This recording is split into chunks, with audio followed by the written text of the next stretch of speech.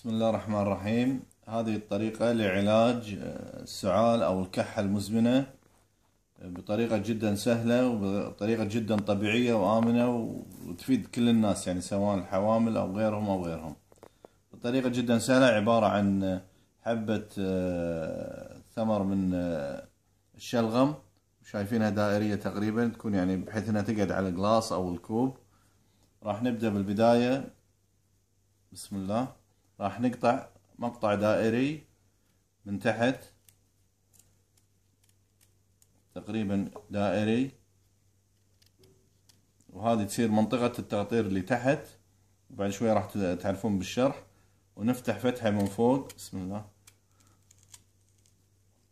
مثل الحفرة الصغيرة، أو نسميها بالكويتي كانة، مثل كوينة شي صغيرة، ما تكون كبيرة وعميقة وايد.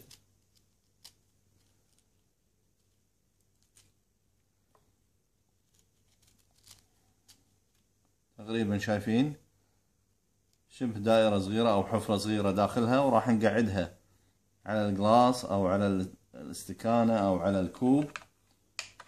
ويفضل أن ناخذ عسل، يعني بنوعية طيبة، يعني إن أمكن.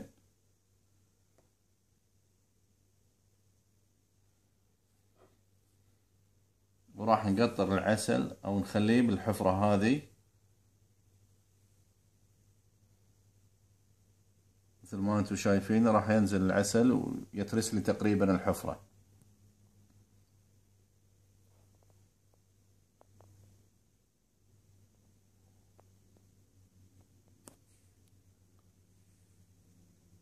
وإن شاء الله تعالى طبعا راح نبيت الشغلة هذه، أو نبيت حبة الشلغم لباكر الصبح، ونخليها بمكان آمن، يعني مسكر ما يحوش هواء أو غبار أو حشرات أو أي شيء، ونخليها لباكر الصبح. وبإذن الله تعالى راح تشوفون فيها نوع من التقطير أو مزيج من العسل وماي حبة الشلغم، وينشرب هذا الخليط على الريج في ثاني يوم. وهو يعني بعد ما تنتج حبة الشلغم هذا الخليط، نشربه إن شاء الله تعالى على الريج، وبإذن واحد أحد إن شاء الله راح يكون فعال ومفيد جدا وللسعال المزمن وللكحة والشغلات اللي يتعب منها البني آدم في